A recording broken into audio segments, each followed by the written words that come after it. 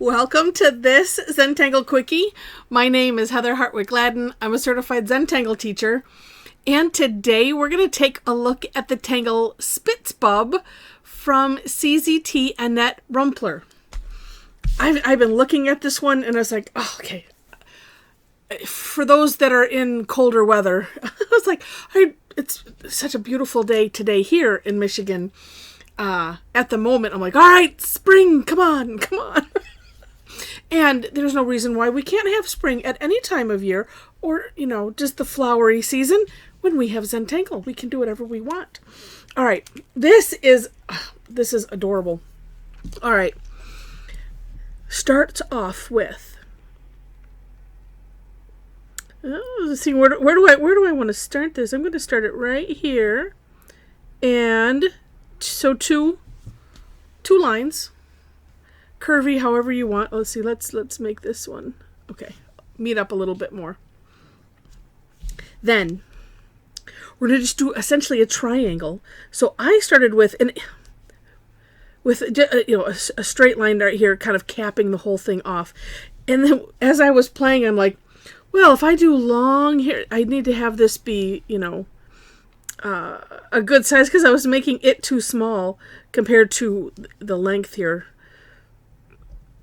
Why you need to know that I don't know. And apparently this is my version of a triangle today. I'll do a better one in a minute. Okay. I think it's rather clever. All right. And it's Zentangle, so it doesn't matter. All right. Then from here, from the tip, we're going to just do kind of like it's a, more whatever's peeking out. I don't know if it's if it's a leaf, if it's a flower, it's non-representational. That's all that I know, right? Okay, so then from this tip, sorry, I'm being really goofy, just like that.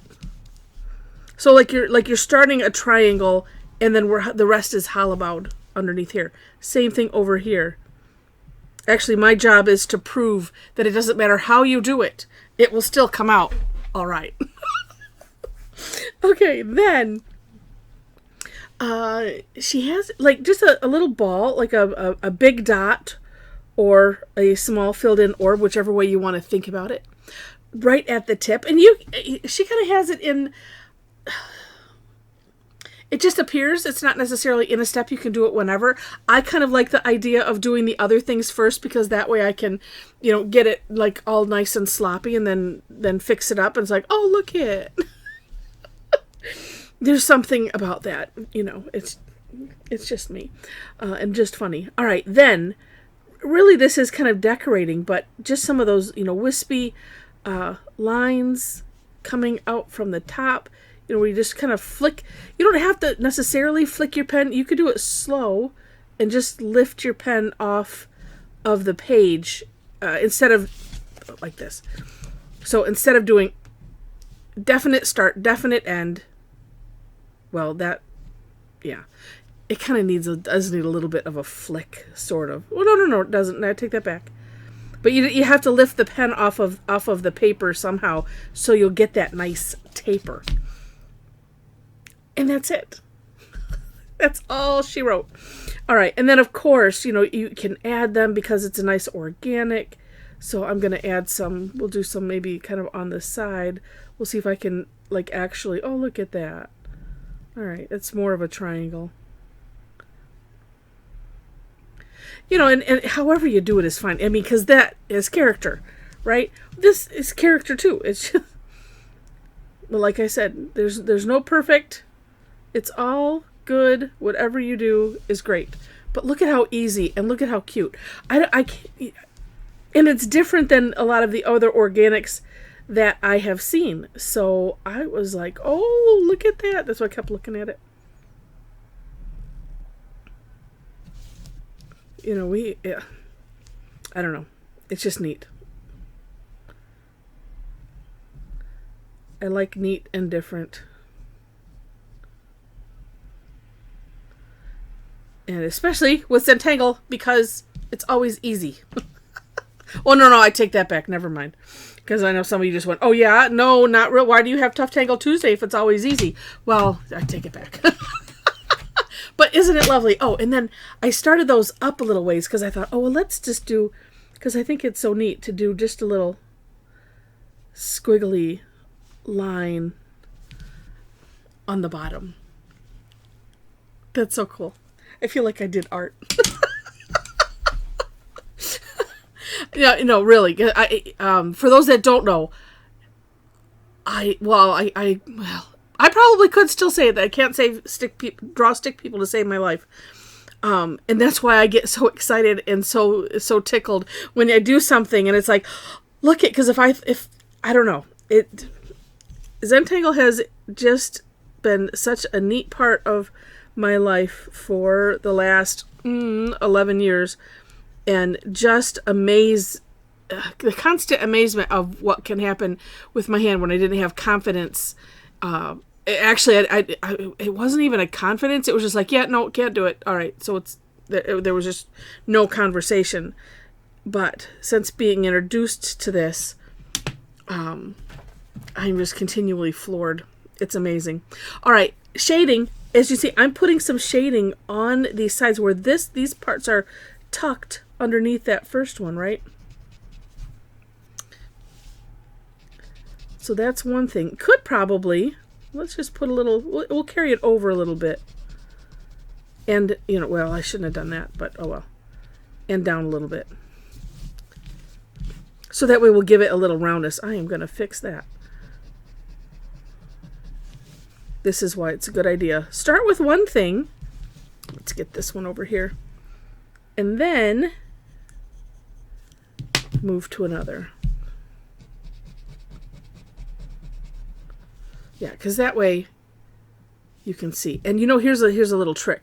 You can either take a new Tortillion or the end and pick up some of the graphite, because look at how that works. I don't like to use erasers because we don't in our Zentangle kits. Oops, I see I missed one right here. And I will say the caveat of, if you're doing Zentangle inspired art, that's a little bit different than the Zentangle method. Yeah, it does help to have a little bit of something in there. And maybe a little darker right up here at the top where everything kind of gathers. That would be good. But yeah, but I like to make that caveat because we joke a lot about it, but then there are some that just get kind of bent out of shape about, wow, there's so many rules. There's not really rules. It's, there's guidelines and there's reasons behind those things. And so I do like to explain after I might joke about something, so that way you understand. All right. And actually, well, gosh, I need to, I don't know when I can get to it. I might try to put it on my website somewhere, because there was a great article. If you go to zentangle.com, and at the very top, I don't know if that shows all of the blog posts on because this is their 20th anniversary, and there was an early on blog post about basically about rules, and it was really good. And so it's just one of those things I just want to highlight. Oh, and let's see, we got to get these stems. Now, if I had made them a little bit thicker, could take graphite down one side, but at least get, like that, where it's going up and under. But you know what? Could just add some, down here, like where it bends. Oh, that's neat. That's cool. But anyway, I like to throw in side notes. Usually because of something that just jumps into my head as we're working here. To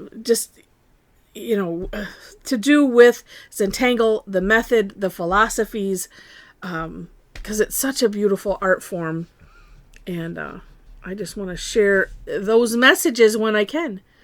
So there we go. It's adorable. I just love this. All right. I'm so excited to add this to my list of organics. Yeah, so cool. All right. Now, and I didn't even mention, do take a look at the For More Inspiration link in the description section so you can see what Annett did and how she did it. I also do my own version and put that in there as well. And if you've enjoyed this, please click on the like button. I'm gonna use more of this backside of the Tortillion concept because I wanted to lighten up a little bit of here. Because you can have a whole bunch of, because once the end is packed up with graphite, then you'd have to just start on a new Tortillion or something. Mom came up with this idea, and I was like, oh, that's so good, because that way you can just lighten it up without, using the eraser. Anyway, so if you liked the video, please click on the like button, and if you liked it enough to see more, would love to have you be a subscriber to the channel. Okay, also in the description section under the links to the step outs, you will find a link to my link tree, which has ways to connect with me if you wish. So there is a link to my website where you can follow my blog, check classes and things like that. I also have lists of because this is a daily tangle, I have lists of those. I have some other things that I need to finish on there, like listings for the tangles in categories that I pick, and like, organic or flowery, or this could be leafy as well. I don't know. I haven't decided yet. It's kind of both, and I would probably just put it in both, and then you decide, because it's, like I said, non-representational. But some of those things are continual works in progress.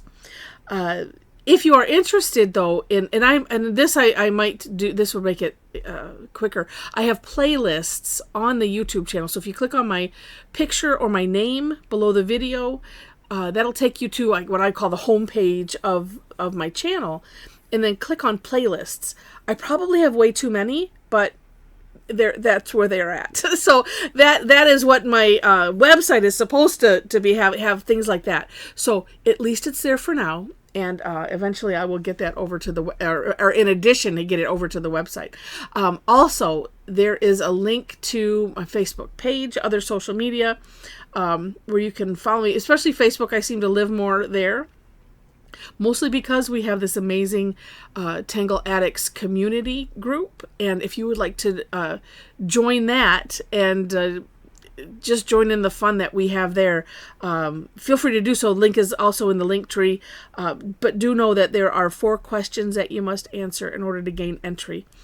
And and then it's just, like I said, a lot of fun, a lot of amazing great people. So I think that's it for now. So with that, thank you so much for watching, and I wish you happy tangling.